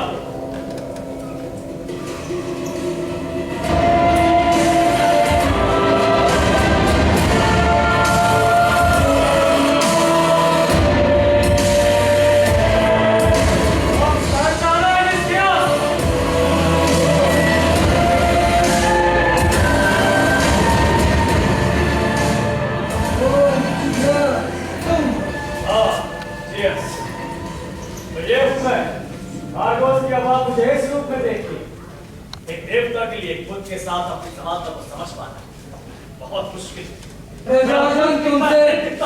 प्रजाजन तुमसे डरते हैं जीएस। ये अच्छा है। मैं तो प्रेम का मेरे लिए कोई उपयोग नहीं। अच्छा जीएस, क्या तुम मुझसे प्रेम करते हैं? तुम चाहते क्या हो जीएस? क्या राजा होने की काफी कीमत में पहले ही नहीं अदा कर चुका? काफी कभी नहीं। लेकिन ये काम मुझे मार रहा है। बढ़ चढ़ के मत बोलो, ये कोई भरोसा नहीं है। लेकिन अभी 20 साल और मजे में जियो। 20 साल? हाँ, क्यों?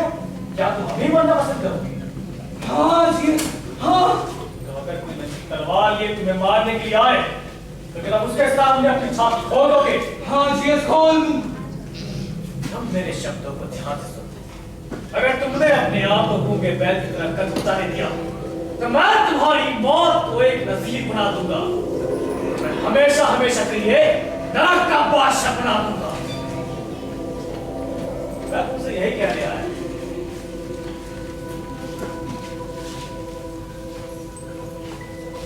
तो क्या कोई मुझे मारने की योजना बना था? हाँ, लगता तो कुछ ऐसा ही है। कौन? डायरेक्टर? सिर्फ डायरेक्टर नहीं, फिर कौन? राजा एगमन का बेटा। और क्या आया?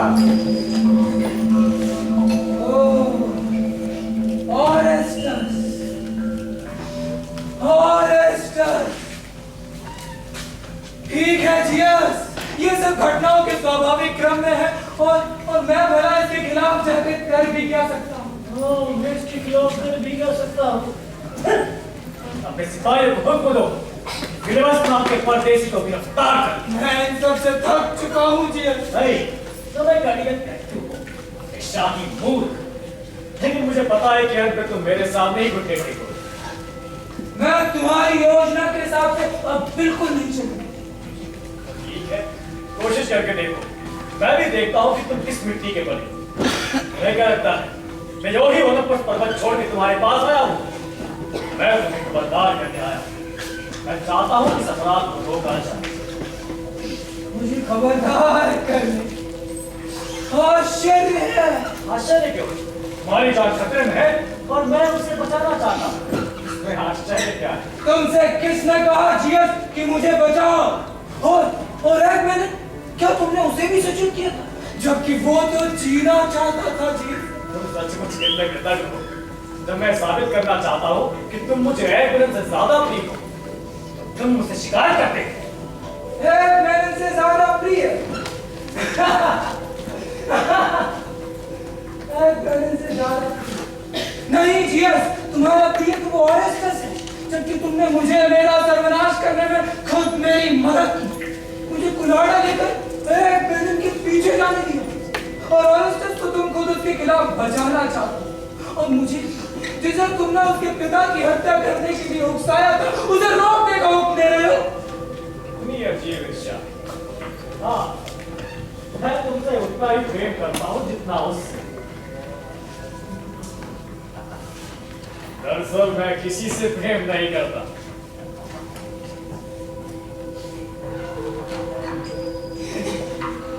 तो अन्याय ईश्वर, जरा सोचो कि तुमने मुझे क्या बना दिया है। अगर आज तुम ऑरेस्टस को उसका अपराध करने से रोकते हो, तो 15 साल पहले मुझे मेरा अपराध क्यों करने दिया? सारे अपराध मुझे एक ही तरफ खुश या नाखुश नहीं करते। सबसे पहला अपराध मुझसे हुआ जब मैंने मनुष्य को मरणशील बनाया। जब एक बार एक भूल मुझसे हो गई तो तुम जैसे देवा सत्याग्रह के लिए कौन सा काम बचता है? केवल अपने शिकार को खत्म कर दो। लेकिन उनके पहले से उनके विनाश के बीच छिपे होते हैं। मैं तो जानता हूँ, अगर तुमने एगमन को नहीं मारा होता तो उससे कहां से कहर टूटता? वो 3 महीने बाद एक खूबसूरत दासी के आलिंगन में दिमाग की नस फटने से मर जाता। लेकिन तुम्हारे इस अपराध से मेरा एक उद्देश्य पूरा हो गया। कैसा उद्देश्य जी? मैं यहाँ 15 साल से पश्चाताप कर रहा हूँ और तुम कहते हो कि तुम्हारा उद्देश्य पूरा हो गया। हाँ बिल्कुल, सिर्फ इसलिए कि तुम पश्चाताप कर रहे हो, मेरा उद्देश्य पूरा हो गया। दरअसल मैं उसी अपराधी को पसंद करता हूँ जिससे मेरा मतलब सत्ता हो। तुम्हारा अपराध मुझे इसलिए पसंद था क्योंकि वो न्याय की बर्बर तरीके से किया गया कत्ल था। इसके दौरान तुम एक पल भी मेरे मन के खिलाफ नहीं लगे। जब तुम्हारी सनक उतर गई, तुमने अपने ही अपराध को नफरत से देखा और उसे इनकार कर दिया। लेकिन फिर भी मैंने उससे कितना फायदा उठाया? एक मरे हुए मनुष्य के लिए 20,000 जिंदा मनुष्यों का पश्चाताप। उस दिन मैंने सचमुच एक बढ़िया धंधा किया। हाँ जी, 20,000 मनुष्यों का पश्चाताप। अगर वे जानते होते तो मेरे महल में आग लगा देती। उनसे उन्हीं की ताकत छिपाए रखने के लिए मैं 15 साल से यहाँ नाटक खेल रहा हूँ। ऑरेस्टस को मेरी हत्या से कोई पश्चाताप नहीं। मैं तुम्हारा मतलब समझ रहा हूँ जियस। तुम समझ रहे हो कि वास्तव में हम दोनों एक ही जैसे। जैसे कोई देव तो मुझसे अपनी समानता जताए अपने में कितना बड़ा मजाक। युवराज सिंहासन पर बैठने के बाद मैंने जो भी किया उसके पीछे मेरा सिर्फ एक उद्देश्य था जियस। अब पीछे नहीं बढ़ा।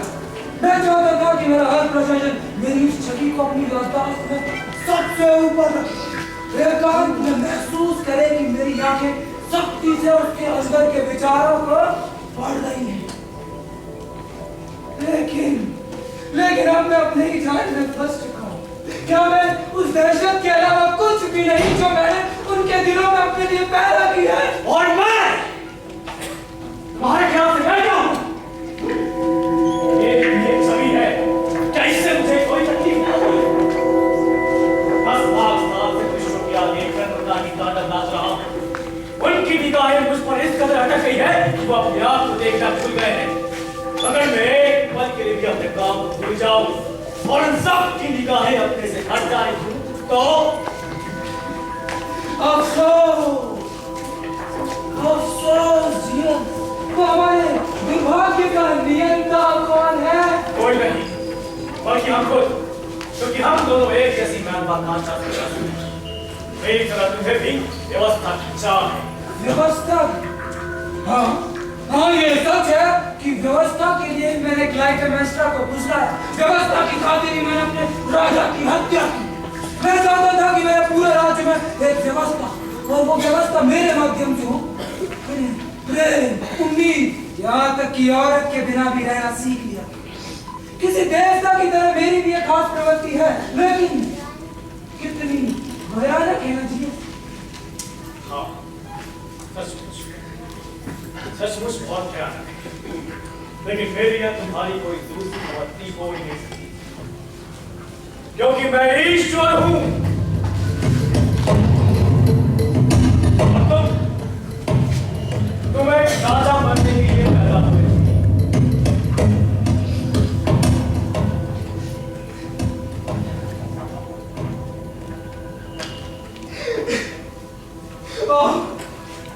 और भी ज्यादा दयनीय है।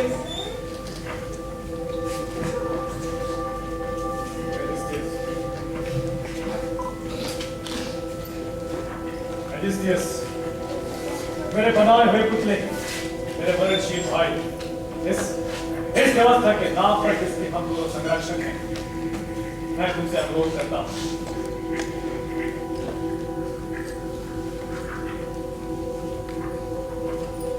नहीं, मैं तुम्हें आदेश देता हूं कि आर्चस और उसकी बहन को गिरफ्तार करो। क्या वे खतरनाक है जी? हाँ, वो जानते हैं कि वो दोनों स्वतंत्र हैं। अगर वो जानते हैं कि वो स्वतंत्र है तो उन्हें गिरफ्तार करना काफी नहीं है जीएस। स्वतंत्र आदमी एक प्लेग की तरह होता है, वो मेरे सारे राज्य को अपने कीटाणुओं से भर देगा। सर्वशक्तिमान जीएस, तुम अपनी दैवीय शक्तियों को क्यों रोके हुए हो? तुम ही क्यों नहीं उसे बिजली गिराकर खत्म कर देते? बिजली गिराकर खत्म कर? हाँ। देवताओं का एक और रहस्य। कौन सा रहस्य जीएस? अगर एक बार स्वतंत्रता की मशाल मनुष्य के दिल में जल जाए, देवता भी उसके आगे बेअसर हो जाते हैं। तब मामला मनुष्य और मनुष्य के बीच रह जाता है।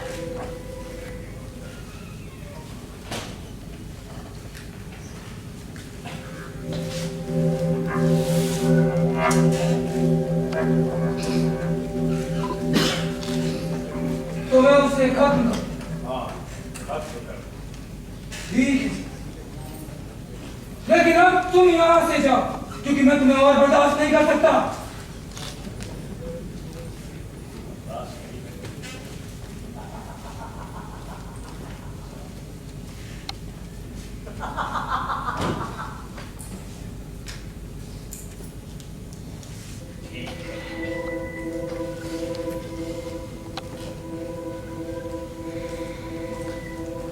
इसे मार दो, इसे मदद के लिए चिल्लाने का वक्त मत दो।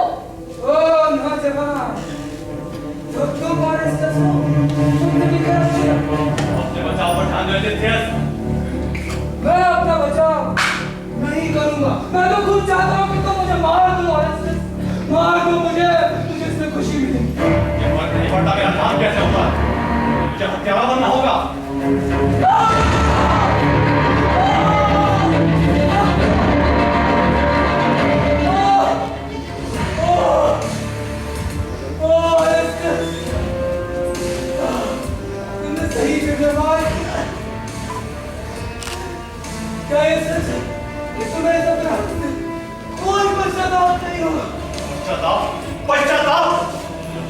गांव जो न्यायपूर्ण है। न्यायपूर्ण सिर्फ ईश्वर की इच्छा होती है। तुम तो यही छुपे हुए थे, तुमने जीएस के शब्द सुने हो। जीएस क्या मतलब? क्या मतलब? न्याय अन्याय मनुष्य मनुष्य के बीच का मामला है और इसे जानने के लिए मुझे किसी ईश्वर की जरूरत नहीं।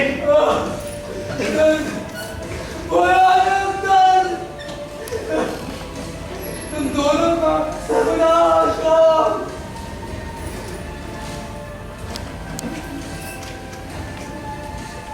लेकिन इन मक्खियों से होशियार और अभी सब कुछ समाप्त नहीं हुआ है। मतलब तेरा सवाल है सब कुछ समाप्त है।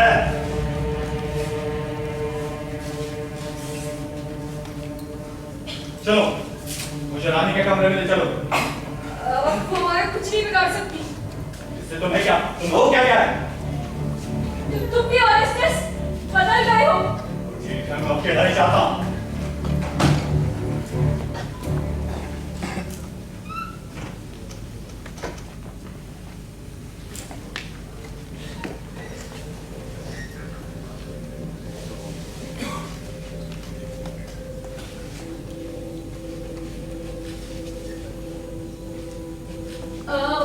अब वो चीखेगी।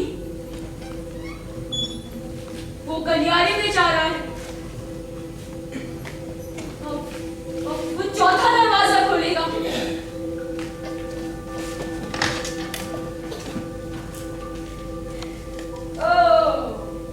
तो यही तो मैंने चाहा था। तो यही है जो मैं चाहती थी।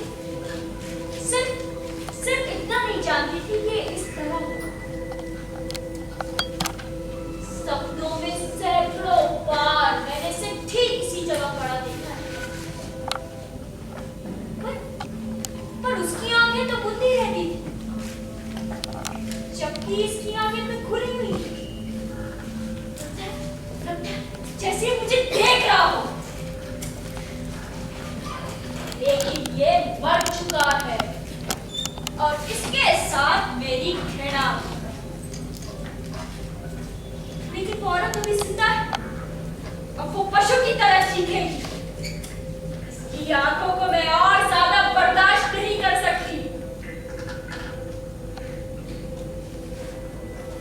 तो वो क्या था जो मैं चाहती थी? वो क्या था? और इस जस्ट पर प्रहार कर दिया। वो हम दोनों की जन्मदात्री माँ थी और इस की हत्या कर दी।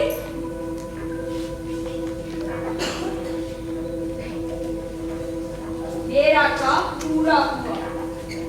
मेरे शत्रु मारे गए। मैंने वर्षों इस घटना की कल्पना में सुख लिया और अब जब वो घट चुकी है, मेरा दिल बर्फ की तरह ठंडा क्यों है? नहीं, उसे चीखने दो, उसे और जोर से चीखने दो ऑरेस्टस। मैं चाहती हूँ वो भरपूर यातना भोगे। ओ आनंद आनंद, मेरा काम पूरा हुआ। मेरे पिता का प्रतिशोध ले लिया गया।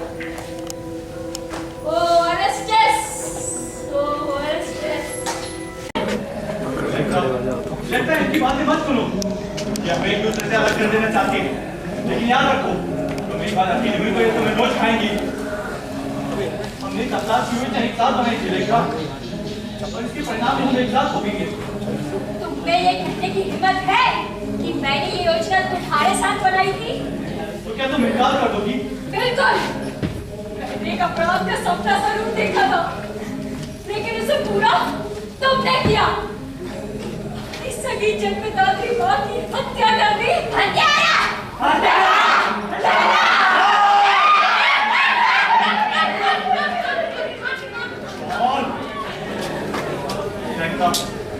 देखो मेरी बात ध्यान से सुनो।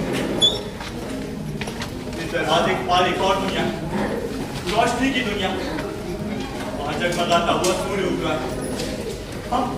हम हम जल्द ही अंधेरे को छोड़कर धूप से चमकते हुए रास्तों पर चल पड़ेंगे। अंधेरे की चौड़ाई और कम पर कोई असर नहीं होगा, क्योंकि किरणें न तलवार की तरह चीर कर रख देंगे। मेरा हाथ छोड़ो। मुझे नरक की इन खुदियों से डर लगता है, लेकिन तुमसे इनसे भी ज्यादा डर लगता है। तुम ठीक समझ रही हो नन्ही गुड़िया। सच है कि तुम्हें इसकी तुलना में हमसे कम डर लगता है, क्योंकि तुम्हें हमारी जरूरत है। केवल शारीरिक यातना ही तुम्हारा ध्यान आत्मा की यातना से हटा सकती है। तुम्हें सिर्फ 2 सीढ़ियां नीचे उतरनी है और हम तुम्हें अपनी आवाज में लेंगे।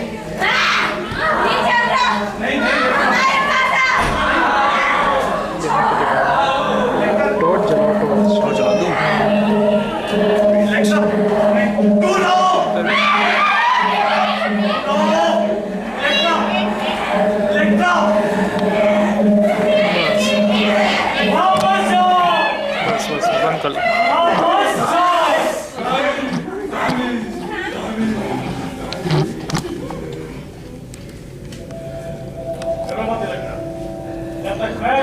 हमारे पास तुम्हें कोई कष्ट नहीं पहुंचाएगी।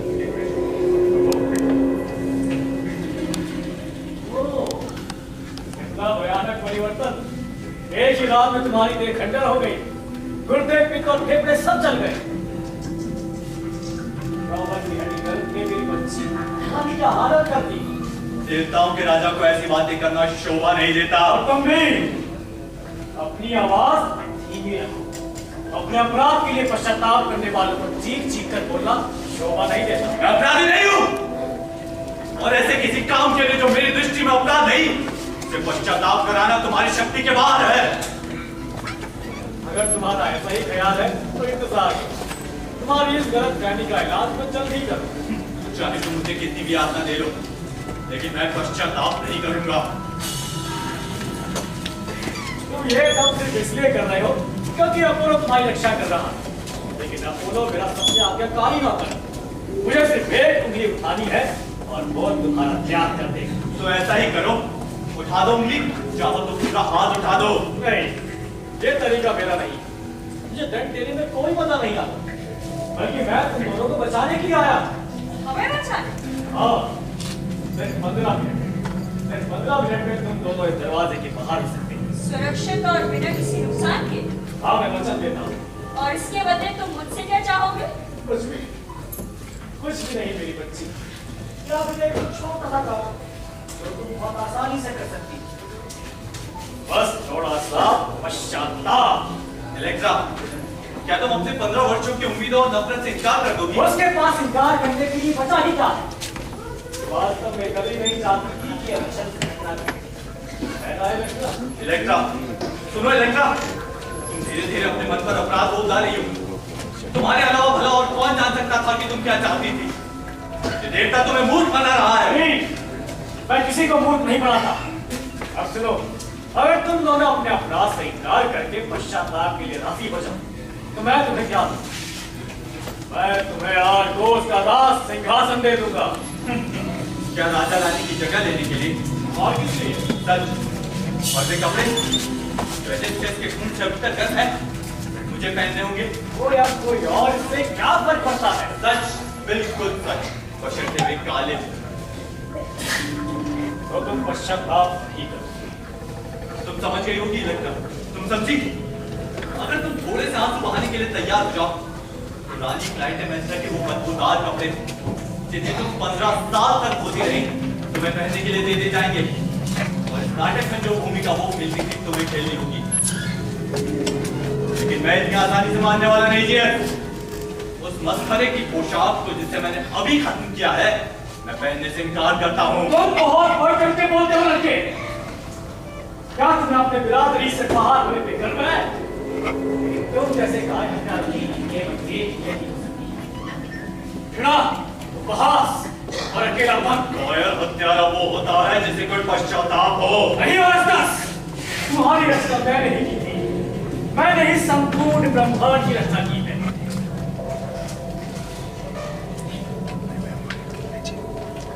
देखो, विशाल पिता को देखो।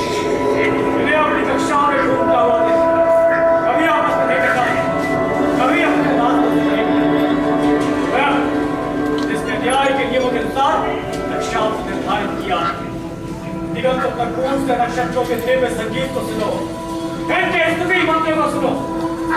ये मेरा नियम है। सजीव वस्तु अपनी जात के अनुसार फैलती है और अपनी संख्या में वृद्धि करती है। मेरा नियम है जैसा कि जीव वाली लहरें पृथ्वी को ले लेने के लिए आती है और एक निश्चित दूरी के बाद वापस जाती है। मेरी इच्छा के अनुसार वनस्पतियां उगती है। मेरी सांसों से धूल के पीले बादल पृथ्वी की परिक्रमा करते हैं। तुम अपने घर में नहीं हो, संसार की ढेर में किसी खाते के टुकड़े की तरह फंसे हुए हो। तुम संसार के लिए एक बाहरी चीज हो, क्योंकि संसार अच्छा है और इसका सृजन मैंने अपने इच्छा के अनुसार किया। मैं अच्छाई, लेकिन तुमने बुराई का काम किया है। पत्थर और चट्टान तुम्हारे खिलाफ चीख रहे हैं।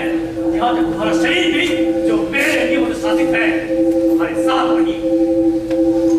तुम्हारे आस-पास सब जगह अच्छाई, इससे तुम अपने षड्यंत्र में कामयाब की। बुराई जिसके नियामक अपने ख्याल से तुम खुद हो, एक विद्रूप आईने में चमकने वाली परछाई के सिवा कुछ भी नहीं।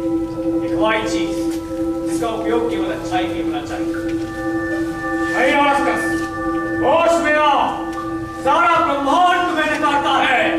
ब्रह्मांड की तुलना में तुम्हें नगण्य चीज हो।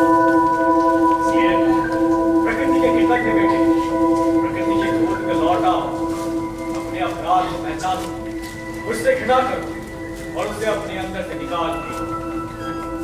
नहीं तो सावधान कि तुम्हारे पास जाने में समुद्र सिकुड़ने लगे, पत्थर और चट्टानें तुम्हारा रास्ता रोकने लगे और तुम्हारे पैरों के नीचे की धरती धसकने लगे। तुम और ये तुम्हारा सारा ब्रह्मांड भी मुझे दोषी सिद्ध करने के लिए काफी नहीं। तुम नक्षत्रों के राजा हो, लहरों के स्वामी हो, लेकिन मनुष्यों के नहीं। अगर मैं तुम्हारा स्वामी नहीं, तुम्हें किसने बनाया? तुमने। लेकिन तुमने एक भयंकर भूल कर दी। तुम्हें मुझे स्वतंत्र नहीं बनाना चाहिए था। मैंने तुम्हें स्वतंत्र इसलिए बनाया जिससे तुम्हें व्यवस्था में सहायक करूं। शायद, लेकिन अब मेरी स्वतंत्रता अपने दादा के खिलाफ उठ खड़ी हुई है और जो एक बार हो चुका है तो मुझसे बैठ सकने में असमर्थ हो। आखिरकार तुम्हारा ये बहाना? मेरा कोई बहाना नहीं। मैं तुम्हें बता देना चाहता हूँ कि आजादी जिसके गुलाम होने का दावा तुम करते हो, ये सिर्फ एक बात करने लगती है। गुलाम नहीं किया, गुलाम है अपनी स्वतंत्रता में खुद हूँ। तुम्हारे द्वारा रचे जाने के तुरंत बाद में तुमसे स्वतंत्र हो गया था। जानता है,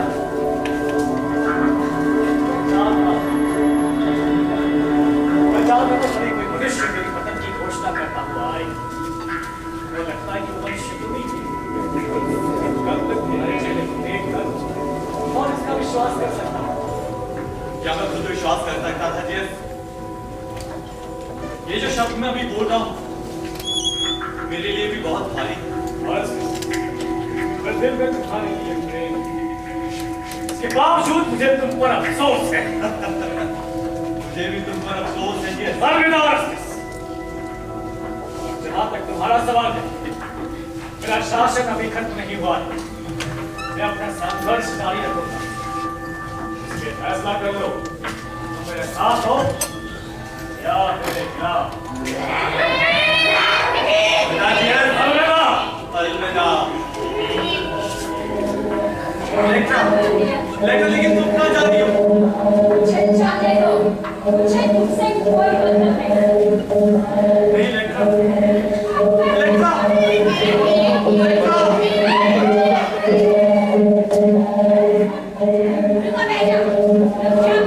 रुक जा। वो हमारा पक्ष नहीं है। हमारे लिए तो ये व्यक्ति है, उसका दिल बहुत मजबूत है। वो अकेले इन दो आदमियों की जात न सहेगा।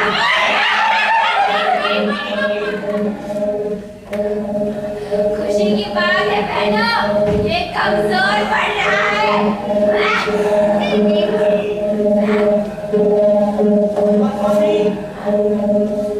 स्वामी आप कहाँ हैं? कोई यहाँ इतना अंधेरा है कि कुछ सोचता ही नहीं। देखो मैं आपके लिए भोजन लाया हूँ। नगर वासियों ने मंदिर को चारों तरफ से घेर लिया है और दिन की रोशनी में बच निकलने की कोई उम्मीद नहीं है।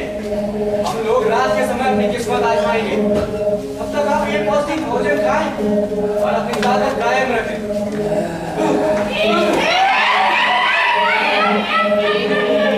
ये कौन है? मैं कहता हूँ कि प्राणी, मुझे निगाह छोड़ने का कितना आनंद है। वहाँ पर सही तरह की कदर की जाती थी। लाओ, मेरे पास आने की कोशिश मत करना, वरना ये चुड़ैलें तुम्हें नोच खाएंगी। धीरे धीरे मेरी परियों, धीरे धीरे। देखो देखो मैं तुम्हारे वास्ते क्या लाया हूँ। बढ़िया फल और गोश्त, इससे तुम्हें शक्ति मिले। ये लो, ये लो, ये लो।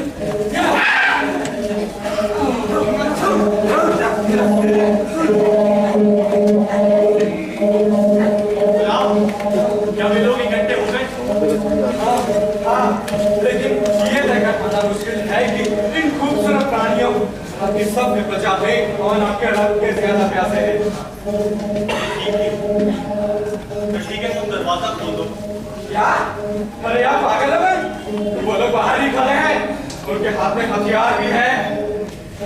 मैंने जो कहा है तो करो, दरवाजा खोल दो। ओह नौजवान स्वामी, इस बार मुझे अपनी हुक्म उतरने की इजाजत दे। मैं आपको बता रहा हूँ, वो लोग आपको देखते ही पत्थर फेंकेंगे। नालायक गुलाम, मेरे हुक्म का पालन करो, दरवाजा खोल दो। ओ प्यारे, ओ प्यारे, ओ प्यारे।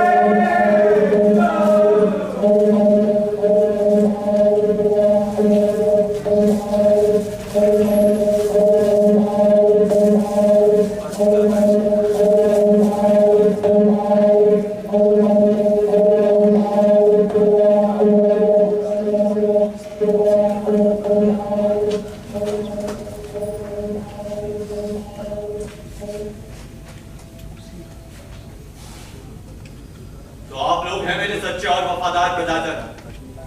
मैं ऑरेस्टस हूं, आप लोगों के प्रिय राजा एक्समेनन का बेटा।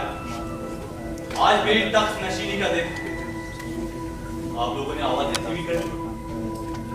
तुम्हें याद होगा, आज से ठीक 15 साल पहले मेरी ही तरफ एक हत्यारा तुम्हारे सामने प्रकट हुआ था, मेरे पिता का हत्यारा। लेकिन उसने अपना अपराध स्वीकारने की हिम्मत नहीं की। उस पर भी तुम लोगों ने उस अपराधी का अपने राजा के रूप में स्वागत किया और उसका अपराध आज उसकी गलियों और सड़कों में मारा मारा फिरने लगा, तुम्हें परेशान करने लगा, तुम्हें काटने लगा। लेकिन तुम मुझे देख रहे हो प्रजाजनों और जानते हो कि अपराध मैंने किया है और ये पूरी तौर से मेरा, मुझे इस पर गर्व है। जहां तक एजेंसीज के अपराध का सवाल है,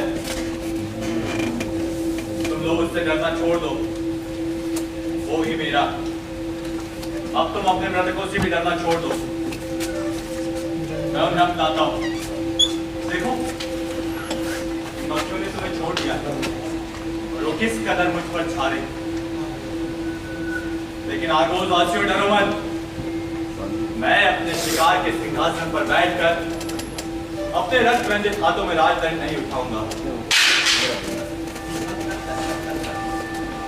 ईश्वर मुझे ये सब चीजें भेंट में देना, लेकिन मैंने इनकार कर दिया। मैं राजा होना चाहता हूं, लेकिन बिना राज्य के, बिना प्रजा के, तुम्हारे हृदय में बसने वाला राजा।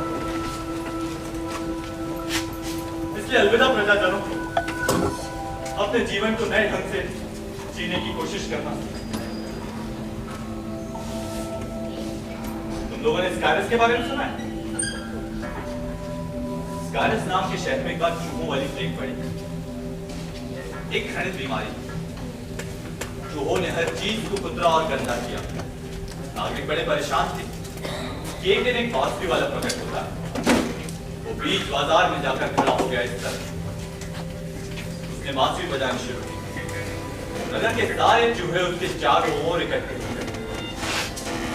फिर वो बांसुरी वाला चलता है इस तरह। चूहे झिझकते, सर उठाते, जैसे मक्खियां कर रही हैं। देखो, मक्खियों को देखो, बांसुरी वाला लंबे लंबे डंक करता हुआ शहर के बाहर की ओर चलता है। एकाएक सारे चूहे उसके पीछे हो लेते हैं। चलते चलते वो बांसुरी वाला चूहों के बीच हमेशा हमेशा के लिए अदृश्य हो जाता है।